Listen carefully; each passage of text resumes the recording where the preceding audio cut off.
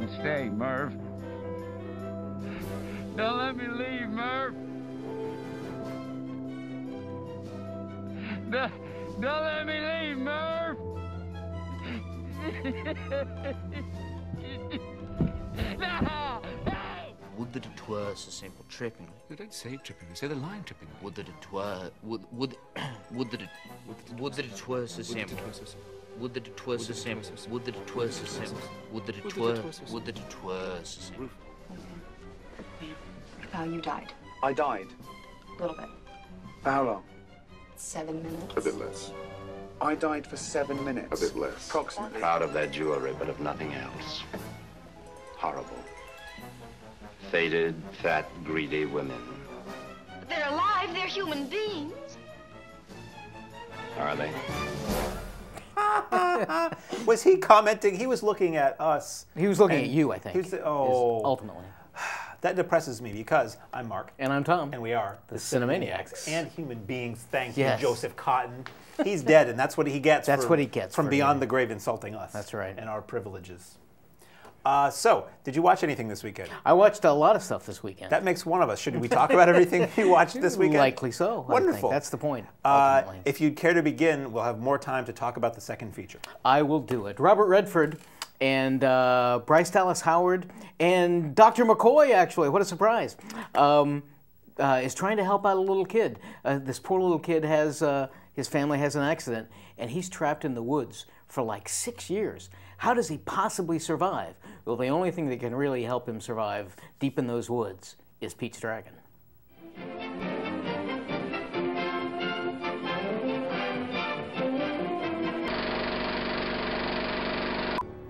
So, in the process of remaking, as you and I were talking about off air, as is our wont, every animated or even partially animated Disney thing, remaking them live action. I understand The Little Mermaid is coming out next summer. Of course it is. So, I mean, so all of those Have going you heard on. of it? Yeah, heard of it. I was not a big fan. I don't recall the original Pete's Dragon very well. I know that the dragon was animated. Obviously, it's a Mary Poppins-esque kind of thing where you mix some animation with live action. This one, I guess you could call it the same thing because the dragon is obviously not real, but it's CG. Really terrific effects. I mean, they get in super tight on the dragon, and it's just hard to tell that that thing didn't really exist. This is a typical Disney thing, and I say that meaning for all of the good reasons. There's some action adventure. There's some cartoony peril. There's enough in here for the adults. It's really aimed at kids, young kids, not even teenagers, but even younger than that. I was in the audience that I was in, I saw this yesterday in a 3 o'clock show. About half filled, and kids talking and everything like that, but I can deal with that. I can also almost enjoy listening to the kids gasp and say, oh, I love that. That's a big tree. That's the only time talking in a theater is okay, is right. if the kid's like, oh no. Right. That's great. I agree completely. So this one had a lot of peril, a lot of fun. Bryce Dallas Howard is good. Robert Redford, who I'm not a fan of Robert Redford, I've never disliked him, but I've never really liked him. He's terrific as this grandfatherly guy. He's Bryce Dallas Howard's father. And the whole backstory, and he comes on as our narrator. And he's got such a great voice. So he's voicing over at the beginning how he saw this dragon and its fiery eyes and all. And then you find that he's telling it to these kids. And obviously, he's been doing this ever since he was a little kid. And obviously, the film comes back and proves him true. So this has all the classic bits, heart-tugging, tear-jerking toward the end. I made a reference to Dr. McCoy. Carl Urban is on there, and he's kind of the bad guy. But what I really liked about this film, and I've missed from a lot of Disney things lately, was that nobody's really a bad guy. Urban learns his ways. He ends up being a good guy and helping out his brother and risking his life to save somebody. So this was ultimately, I was surprised at Pete's Dragon. I'd heard good things about it. I was not wanting to see this, but this is one that we do for you. And I really ended up enjoying it. I thought it was quite good, and something that if you have a chance, the 3D was not really worth it once again, but if you have a chance to see it in the theater, I think it's worthwhile. Speaking of films aimed squarely at the family. Oh, clearly. And deep moral and family values, Up next, we have Seth Rogen and crew are back again, this time with an animated feature showing the inside scoop of what happens when the food in your supermarket realizes it is born to be eaten in Sausage Party.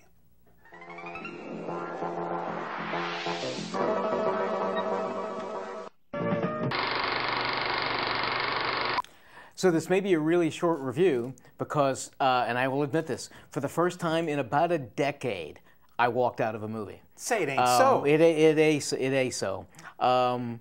This was probably one of the stupidest, least creative, most not offensive because, I mean, the F word doesn't offend me, but quite literally, not you know, regularly for every minute, but I would say on average, once every 15 seconds, you'd hear the F word or some word that you can't say on television. Thank you, George Carlin. Don't you know that it's innately hilarious to see something that's supposed to be cute swearing? It must be, that must be the case. Yeah. Now, while I would admit, there were probably about 10 or 15 other people in the audience with me, not to be insulting age-wise or gender-wise, but a couple of older teenage girls were sitting across the aisle, and they were giggling. They were tittering at it because, and it wasn't uproarious laughter, but, you know, I think some people, probably because it makes them uncomfortable, maybe, I don't know, but a couple people found it funny.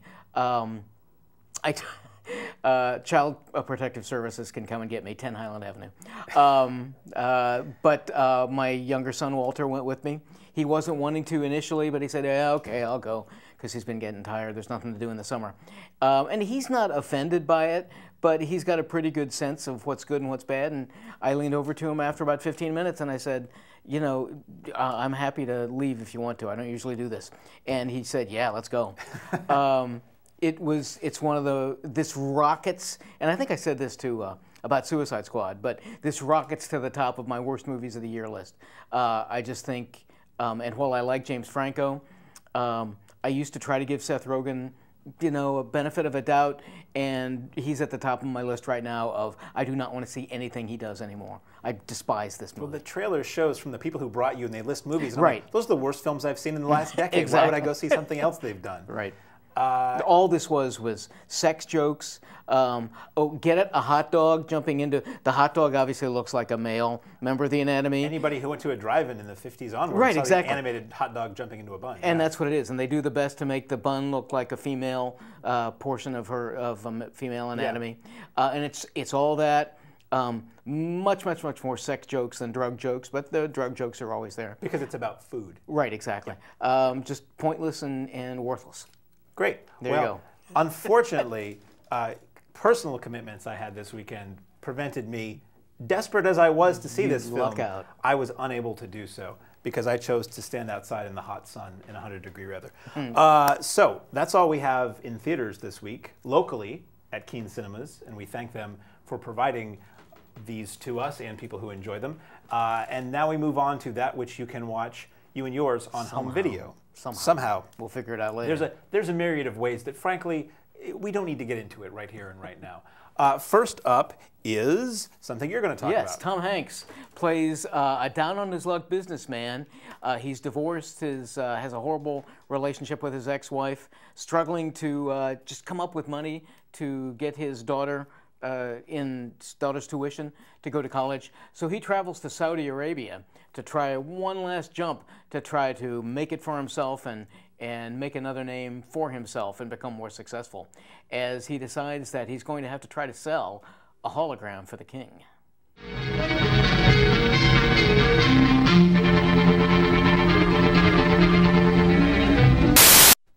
So worrying about this, because one of the caveats you have taught me was, gee, if you find something on video and it's got big names and you've never seen or heard from it before, watch out. This from Playtone, which is Hanks's company, but he didn't write this. He didn't produce it, with the exception of his company did, but he's not listed as a producer on there. So when I saw this on the top of the list, you know, for videos that are coming out this week, I'm like, oh my God, is this really that bad? So I went into this pretty hesitantly, and it's really surprising. It's really a lot of fun. Now, I say that if this had not been Hanks, I probably would have liked it 4 points less, because he's so engaging. He brings a lot to the table. Yeah, he's the one who, you're watching this and you're thinking, Hanks is doing this, Hanks is doing this. And no insult to him as an actor, but he's such an icon. I certainly have difficulty separating the actor from the character. And so I'm watching all this go through and enjoying it and watching his performance. It's a very interesting look at Saudi Arabia. It teaches you a little bit about their culture. It's particularly threads some subplot, and they didn't really tie this in with his daughter, but about how women are treated in the Arab Emirates and those kinds of places, because he has. It's very strange. It's a weird movie, but if you like Hanks, I think you're definitely going to enjoy it. It's worth watching.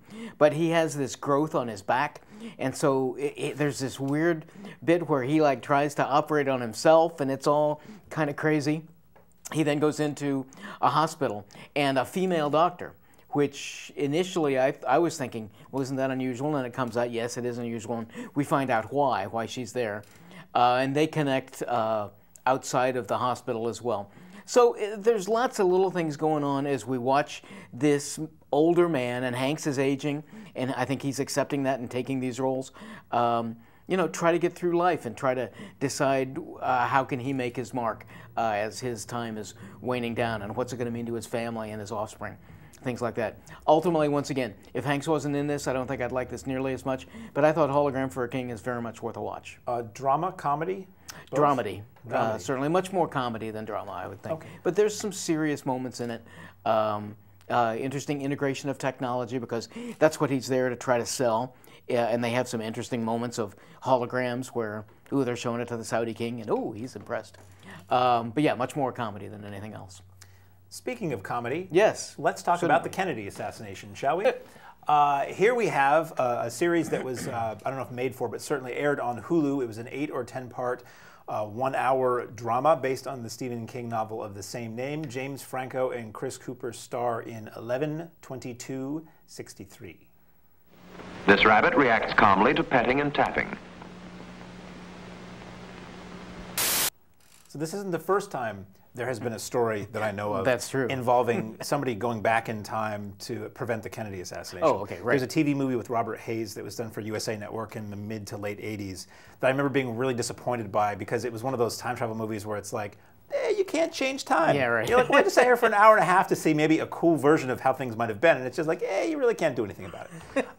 So this is, again, 8 or 10 hours, probably less when you take what would have been commercial breaks out of it. Based on the Stephen King novel, which is the most, I should say, the last Stephen King book I read. Right.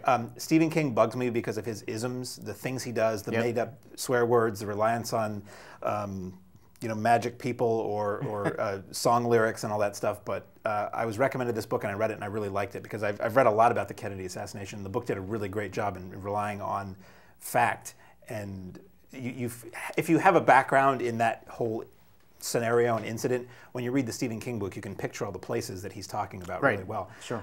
So this is a TV version of that. You could have made it into a movie, but you would have had to simplify it so much that this is where people and storytellers and filmmakers are really seeing TV as the place to do adaptations like this, because you don't have to rush things and you can be a little truer to the book. Well, but even so, didn't you find this condensed? I mean, yes. How do you? It's like Gone with the Wind. How do you do? It's already a 4-hour movie, but you really needed 16. Right. If you're going to do the book. They simplify some things. Right.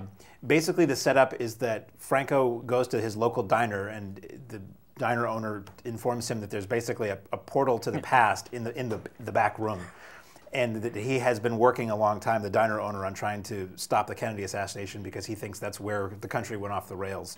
So Franco basically picks up the baton from where this guy drops it and tries to continue and do that.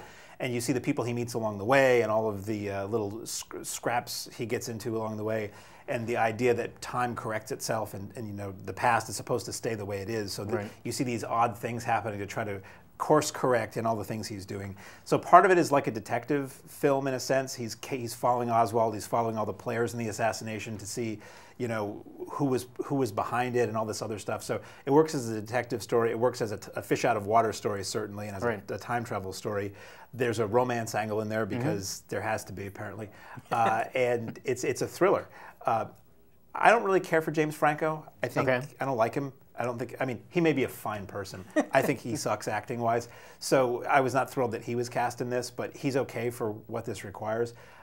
If you've read the book, you may be disappointed by some of the simplifications and the alterations, Right. but overall, it plays like a condensed version of the book. It doesn't play like we took the basic idea and went somewhere else with it. Okay. If you're a Kennedy assassination fan, which is a strange term. Right, exactly. Right. I don't know if I would put it I that way. love the Kennedy If you are fascinated by that incident in Okay. American history, it's an interesting way to look back at it and look at the players and the time and the place in a fairly authentic feeling presentation. So I liked 11/22/63. I don't know that it necessarily improves on the book, but it certainly it was a fun watch, and it did not bore me over the course of the 10 or so episodes. Okay. For some reason, I have difficulty separating it. You'll always hear people comparing things to the book, and I can understand that. When we go to a movie, I'll always say, well, the movie needs to stand on its own. You can't say, oh, well, this is why this happened because in the book it said. I don't buy that. For some reason, I have difficulty separating my knowledge and probably my fandom of King's books in particular. For the past decade or so, I think King's been kind of off and on. I respect that he tries different things, but 11/22/63, and I'm a slow reader, I ate the book up and just really loved it. I like Franco as kind of an everyman, and so I enjoyed how this was progressing. It does take a lot of real fans of the book are going to complain about, well, what about this subplot, and what about that subplot, and what about when he changes this? Overall, I think for people who are either not terribly demanding that it be exactly like the book or aren't familiar with the story at all, and you like Franco, I think they'll enjoy this. Nothing, certainly not horrible language or sex that I recall. My memory is violence is where this... Yeah. I think you would probably call this R-rated. I'd probably a light R, but for violence. Mostly, maybe language. Right. So I ended up liking it both as just kind of a standalone long film movie, but also as an adaptation. So I thought I liked both the novelization and the film version of 11/22/63. Enjoyed that. And is that speaking as a father? As a father who has sons, but strangely enough, I don't have the other one. Oh, what would that be? We might have to, ultimately, you'd probably need to segue into Russell Crowe with Amanda Seyfried as his female offspring. Crowe is a Pulitzer Prize-winning author who is now a widower and has difficulty dealing with that and his profession and his family life, and it's just all the troubles that you face between fathers and daughters. Fire the rockets, back the space missile into the launching pad, and start the countdown. So what did you think of Fathers? Well, I haven't seen it. Oh. So this is a public service announcement to let you know that it's available. For ages, I had issues with Russell Crowe, and I know it's troubled him, but I think I'm getting over that, so that should make him happy. I love Amanda Seyfried. She does wonderful work. She's another good, just kind of every person. Ever since... And there are movies where, gee, I don't like this person, don't like this person. And then there's a movie that I like so much, I just kind of Jonah Hill and Moneyball. So Jonah Hill can do all sorts of these other horrible things, Mad Dogs or whatever is coming up. War Dogs. War Dogs. Haven't seen it. That opens next week. But go see it just for him, if anything. But I think Franco's in that too. But anyway, The Nice Guys, which was 4 or 5 months ago. And Russell Crowe is in that. Horribly fat. I'm hoping that was Body Bag. But it was just loads of fun, and he was terrific in it. He was very good in Les Mis. So in thinking back, I don't know why I initially started with kind of, not a dislike of him, but Russell Crowe. I think he looks really good in this. I think he's either grown as an actor or somehow developed, because some of the more sensitive roles that are required of him, this looks really endearing. And Seyfried looks good, and I'm looking forward to renting this. I can't say that anything about it, whether I liked it or not, haven't seen it, but I'm looking forward to watching it sometime this week. My initial reaction, not having seen it, mind you, is, boy, there's a lot of very recognizable stars in this film. Another one of those? And I haven't heard of it. I wonder why that might be. Well, if you watch it, check back in and let us know. Okay. And otherwise, we won't make comments about something we haven't seen. Right. Unlike the next film. So you say you're hungry, and you say you want a meal that does not take a long time to cook in an oven where you have to bend down and shove something into it. So what you need to do is stay away from this guy who does something very unseemly and untoward that I'm sure the Magnavox Corporation or any other corporation would approve of, because, my friend, this man has a microwave massacre. Turkey dinners in a hot oven. You know, they're oven ready in individual heat and serve trays. Okay, so and we're back. Welcome back once again to the Arrow Video Corner. Yes. This is this is a film that was shot in the late 70s in LA. Didn't really come out until it hit video in the early to mid 80s, and was like a staple of the horror section of video stores, one of those big box tape with a really garish cover. You have Jackie Vernon, a somewhat known, mostly 60s comedian, and he stars as a henpecked husband whose wife is a terrible cook, and eventually, in frustration, he kills her and winds up, get the kids out of the room. He winds up chopping up the body and for some reason cooks it in the microwave and develops a taste for it, as do his construction worker buddies. So he then becomes basically a serial killer who lures women to his house and chops them up to eat them. It sounds far more gross than it is. I was going to say gratuitous. It is gratuitous. But it sounds far darker a film. This is a comedy. This is a really silly comedy. It felt similar to Eating Raoul, if you remember Raoul, that one. or like one of the Herschel Gordon Lewis movies, Sure. or even I watched Attack of the Killer Tomatoes recently. It's not that level of airplane silliness, but it's pretty goofy. It's not for all, not for everyone. I think if you have a fondness or an interest in late 70s, early 80s LA, California area, it's got the fashions, it's got the cars, it's got all that look going on, the look of everybody. The humor is not entirely successful. I always say there's nothing worse than an unfunny comedy because you can't even laugh at it. But this is amusing intentionally enough that it made me laugh or smile, and it was goofy enough that it amused me. And the overall tone, while about killing and eating people, it's not really gory very much. It's more gratuitous nudity-wise than it is in gore at all. Yeah. It's more I think silly. I counted like 57 breasts. I think you did. Yeah, so. I lost count, but it doesn't matter. So yeah, it's a really goofy movie. As a note that I found was interesting, the film was shot in the recently vacated home of former monkey Mickey Dolenz. So if you ever wanted to know what the inside of Mickey Dolenz house in the 70s looked like, watch Microwave Massacre, because all the interiors, I think there was probably slightly less cannibalism when Mickey was there, but who's to say? Allegedly. That's why people would run when they say, hey, here come the monkeys. Here we come. They're like, oh, they got the microwave out again. It's a big microwave. I mean, like you could get inside that microwave. You could. Did they ever make them that big? I mean, that's like put a turkey in a microwave. I thought that was a little odd too, the size of that one. Because it's Arrow, it looks fantastic. There's a lot of extras. There's a commentary with the producer, which I watched all the extras because this is one of those films where when it's over, I need an explanation. What's the deal here? So the commentary is very interesting. A lot about creating a low budget movie and getting it marketed and financed and reshoots and all that kind of stuff. You have an interview with several of the cast members. You've got trailers, stills gallery. So there's a lot of extras that help tell the story of what and why this is. So this is a film I had rented years ago on tape and didn't think much of. I enjoyed it more via the Arrow presentation, partially because it did look and sound so good, and partially for the extras. Not a movie for everybody, but certainly a movie. I was, when you mentioned, because you're right, if there's anything that I feel I can pretty regularly say about the Arrow treatments, it is their transfers. This one initially I thought it was looking like it was shot on video, but then it was quite clearly filmed. This one wasn't my favorite of their transfers, whoop-de-doo. I saw this after walking out of Sausage Party, and so I think that immediately gave it 2 points up. It's silly, it very much is tongue-in-cheek laughter. I think performances overall are pretty strong for what they want to do. You're right in particular that there are many moments where the actors will throw out a line and you can hear, oh, that's a joke. But that's supposed to be delivery, funny. Something didn't work. And I don't know if it was delivery. Directorially, it's a lot of proscenium stuff, not a lot of close-ups and things.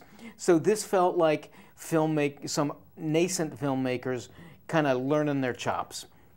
A lot of breasts. I think you could have, And again, given the time, I think that's what the audience, this particular audience, wanted, and so that's fine. I think you could have trimmed this and made it a PG-13 if you really wanted to. Oh, yeah. But it would lose kind of the, I hate to say this, the sentiment of what it's really going for. It would have lost its heart. Yeah. Overall, I thought Microwave Massacre was pretty successful in what it wanted to do, and I wasn't. It's not a horror movie. It's almost a lightweight comedy, and I thought it was pretty successful. Speaking of successful filmmakers, or not, as the case may be, you're going to take 7 years. Parents need to be hauled. Some parents here need to be hauled off to jail, I think. But for letting their kids spend 7 years doing a shot-by-shot remake of one of their favorite motion pictures. I can understand it, but one of the things that you have to watch out for is if you're doing all of this, the name of the film is Raiders. Over here. Indiana Jones, at your service, Toad. Ah! So I first heard about what they call Raiders of the Lost Ark, the adaptation, was of this bootleg that floated around of what this documentary is about. It was this group of friends in the early to mid 80s who saw Raiders in the theater, Raiders of the Lost Ark, and decided they were going to remake it with their camcorder at home. And I had a copy of it. It was this feature-length or shorter copy of the movie that was done by kids with whatever they could get their hands on. And it was impressive that they could achieve that. That they could remake this movie and do some pretty ambitious things with no money or resources. So when I heard this documentary was coming out, I thought, oh, that's cool. Let's hear the story behind this. Now, the framing story that you see in the trailer is that these guys are back together now, or some of them are back together now, because there was one scene they never could complete, which is where Indy is fighting the bald German mechanic next to the airplane that blows up on the airfield. And they were getting back together to try to raise money and shoot this scene so that their film would be completed.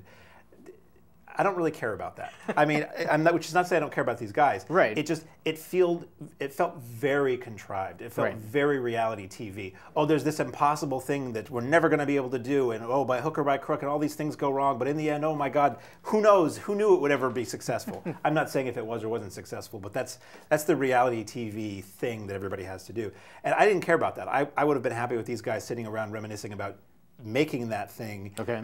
What recognition they've gotten many years after the fact for that, and where their lives have led. And there's that in there, and to me that was the most interesting aspect of it is it's almost like Stand By Me. You take these group of people who are really tight for a small period of time when they're kids and flash forward 20 or 30 years, and where are they now, and how have their relationships and their lives gone in different directions, and are they friends anymore, all that kind of human emotional stuff. Okay. I don't care if they're rebuilding an airplane. I mean, the stuff in the modern day which takes up a lot of the movie. Like, yes, it sure while does. I was watching it, I'm like, wow, there's not a whole lot about the old adaptation so much as about this trying to do this new thing, which again is really contrived and unimportant. And by the way, won't match the rest of your footage. Exactly although I guess it was made over 7 years, so that's one of the funny things about the original is you see the ages and the heights and the voices of the kids vex in and out depending on when and where it was shot.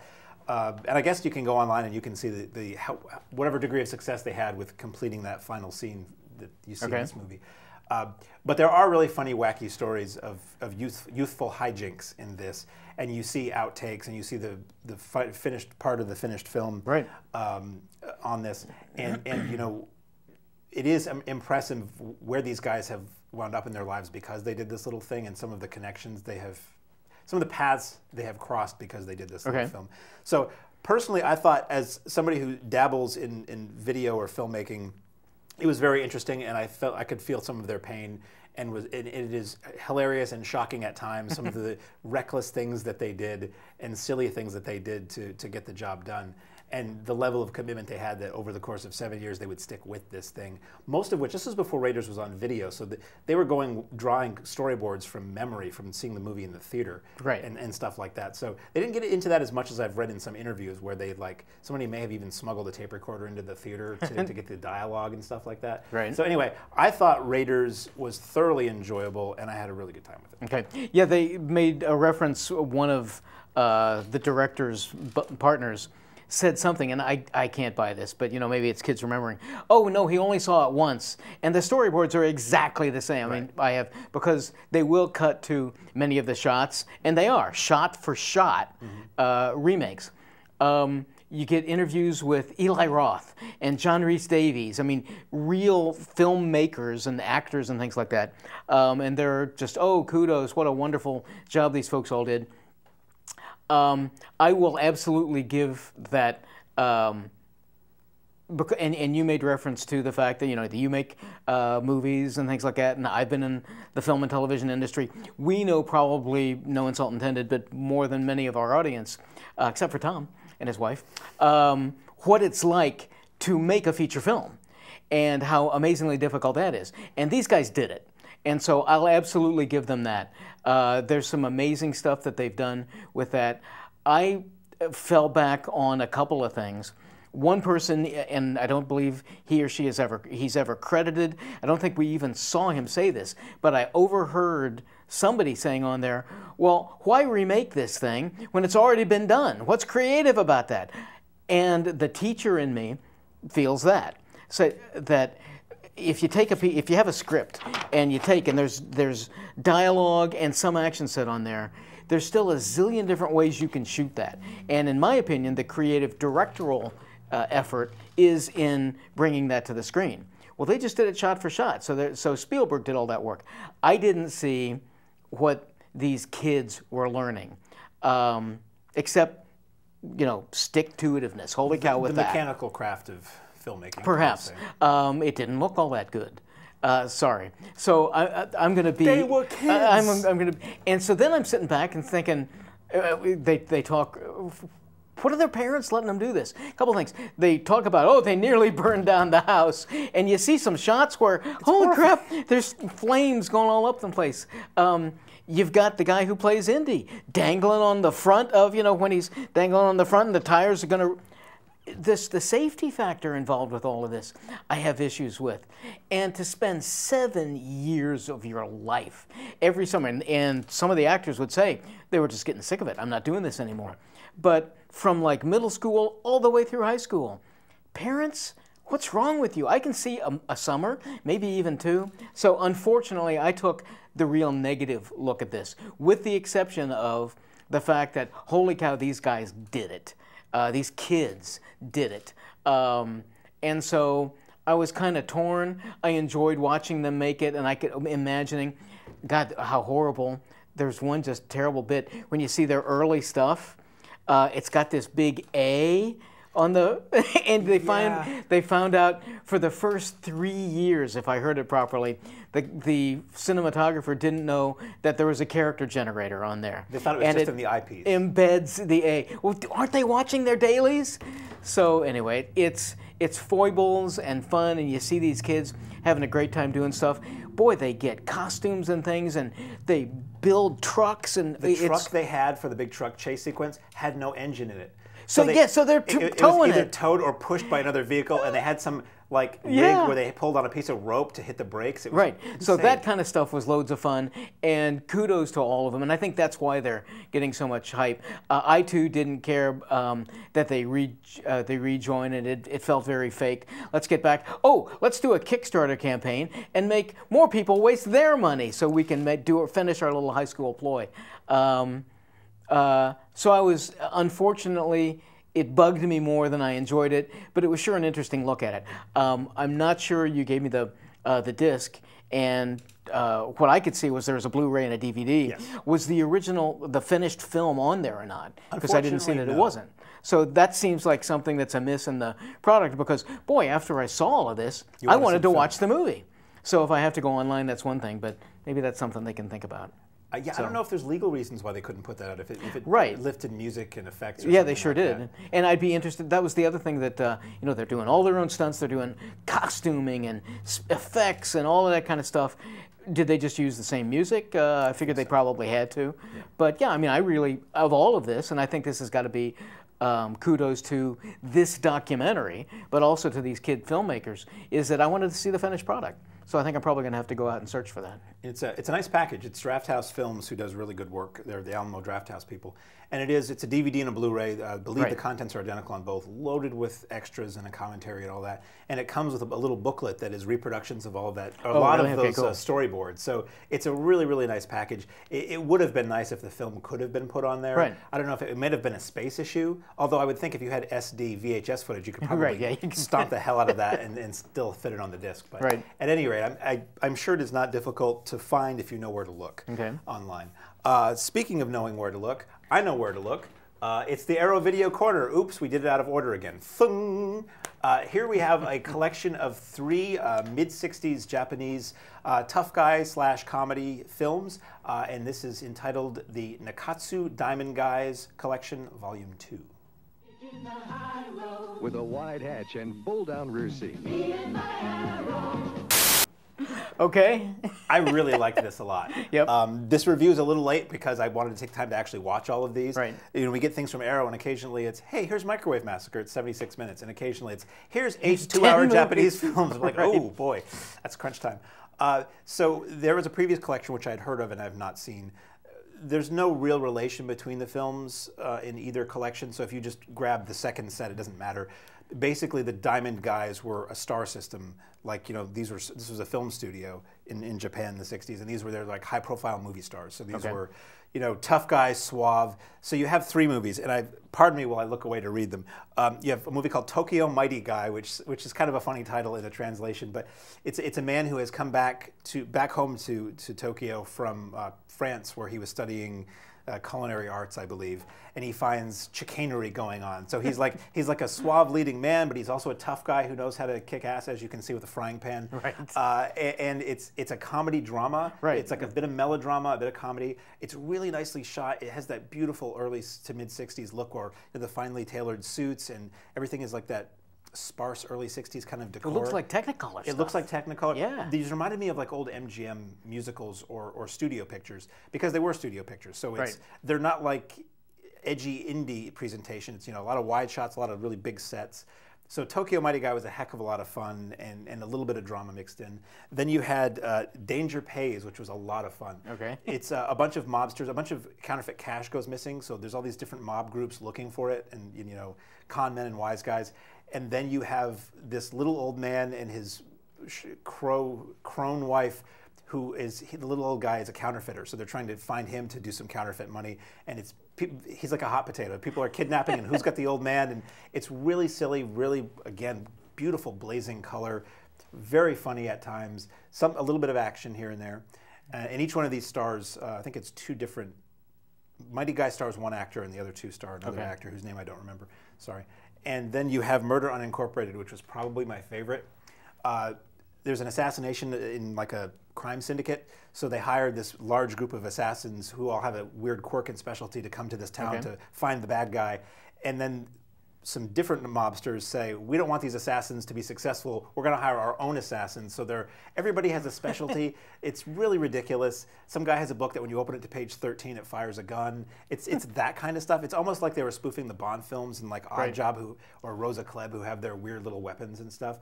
So it's about an 80 or 90 minute comedy that I thought was extremely funny, really well shot. At the beginning, a character comes out on screen and looks into the audience, theatrical audience, and says, if you don't laugh at this movie, I'm going to kill you. And then walks off, and I was like, whoa, hey. So supplements, okay, so it's Arrow, it's going to look gorgeous. They're all subtitled in English. You have a mini documentary about these actors, so you get context as to who these guys were and what they were going for. You get trailers for all of these films. You get trailers for other similar films from Arrow. Stills gallery, it's loaded. So I didn't know anything about Nikkatsu as a studio or these actors going into it, so it was really cool to get context for that. That's what supplements should be. It shouldn't just be puff pieces and stuff. So I thoroughly enjoyed Nikkatsu Diamond Guys Volume 2, and it makes me want to go out and spend my own money on Nikkatsu Part 1. Diamond Guys Part 1. Exactly. So that's all we have to talk about here today. Next week we have, we believe, as I look at our cheat sheet, we have the Ben-Hur remake. No, looking forward to that. And before everybody gets up in arms, the Charlton Heston movie was a remake too. It was a silent film That's first. true. You're right. But this is clearly a remake of the Charlton Heston. Yes. Kubo and the Two Strings, which is an Asian-themed animated film that I saw a trailer for and it looked quite good. Okay. Then we have War Dogs as well, maybe. We don't know if we're getting any of these, but these are the films that are coming out next week. And then a whole bunch on video, including your favorite and mine, the Angry Birds movie. Well, and God's Not Dead 2. Don't you wonder? God's Not Dead 2. Still not dead. Still not dead, God. So I guess, unless you have any new business. I have no new business whatsoever. I've got no old business either. I'm Mark. And I'm Tom. And we are the Cinemaniacs.